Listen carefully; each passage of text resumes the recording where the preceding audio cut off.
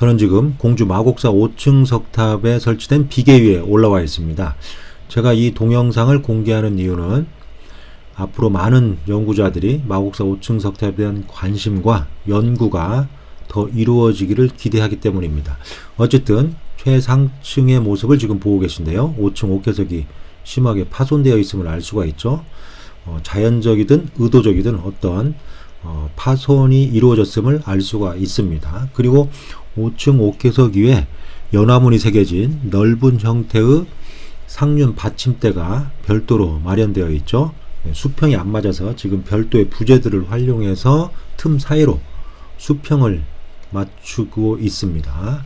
수평이 안 맞아 있는 상태죠. 뭐 탑이 기울거나 그러진 않았는데요.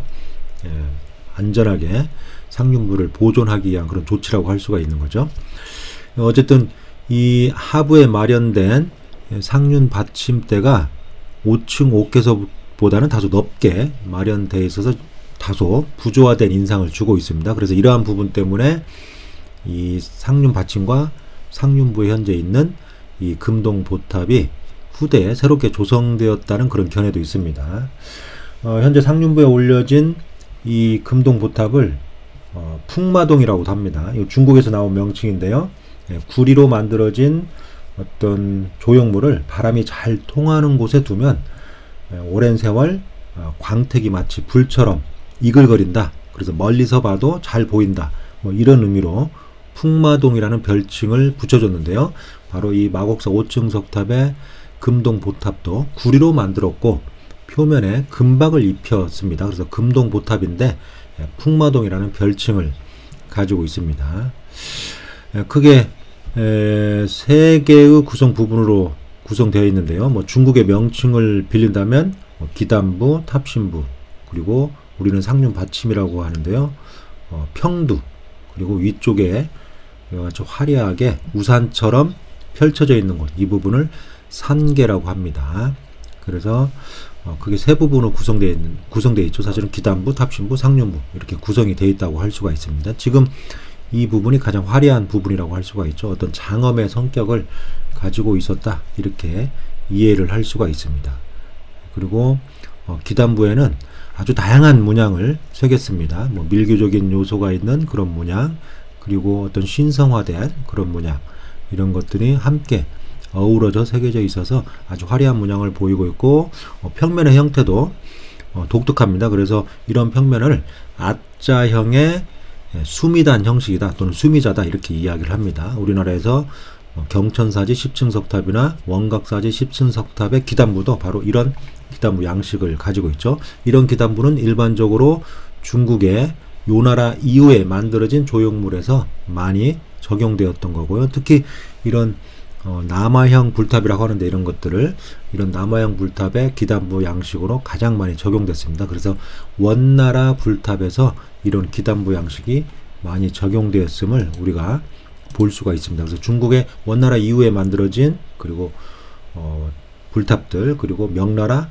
특히 이러한 양식의 불탑들이 원나라와 청나라 때, 다시 말해서 만주족들이 중국을 지배했을 당시에 밀교가 성행했고, 당시 밀교가 성행하면서 이런 양식의 불탑들이 많이 만들어졌는데, 그때 이런 수미단 형식의 불단, 그리고 탑신을 원형으로 크게 만들고 그 위에 상륜부를 올릴 때 보륜형 어떤 상륜부와 그 다음에 이처럼 산계 형태로 올리고 그 끝을 보주로 올리는 뭐 이런 전체적인 양식이 원나라, 청나라 때 만들어진 소위 남아형 불탑에서 많이 적용된 양식이라고 할 수가 있습니다.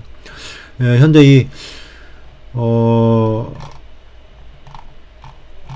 마곡사 5층 석탑의 금동 보탑은 우여곡절을 많이 겪었던 그런 탑입니다.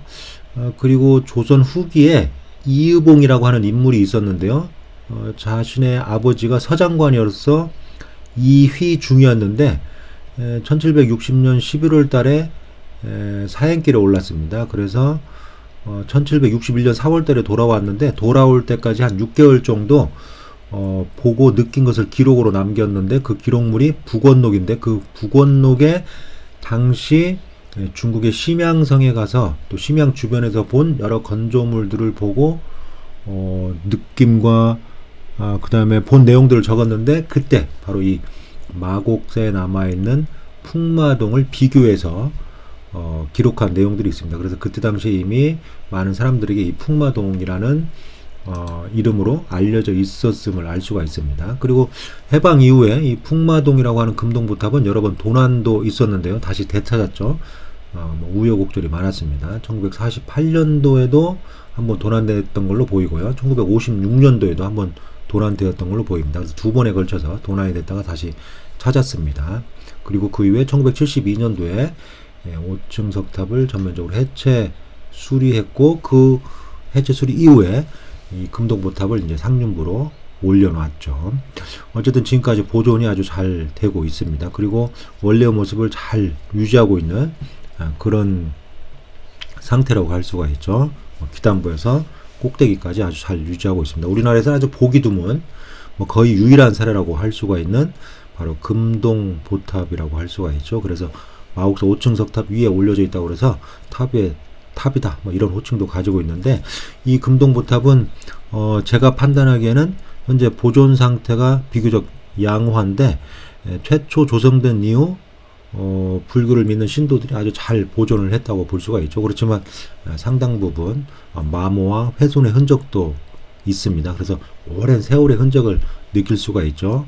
그래서 석탑이 처음 조성되었을 때 함께 조성되었을 걸로 보이고, 당시 이런 남아형 불탑과 또 석탑의 표면에 새겨진 문양, 그리고 세부적인 취적 수법을 봤을 때 고려 후기에 고려 석탑 양식을 잘 알고 있었던 고려 장인과 당시는 원나라 불교 문화와 긴밀한 교류가 있었기 때문에 원나라 불탑 양식을 잘 알고 있었던 원나라 장인이 함께 설계 시공한 국제적이고 다국적 양식의 석탑으로 평가됩니다.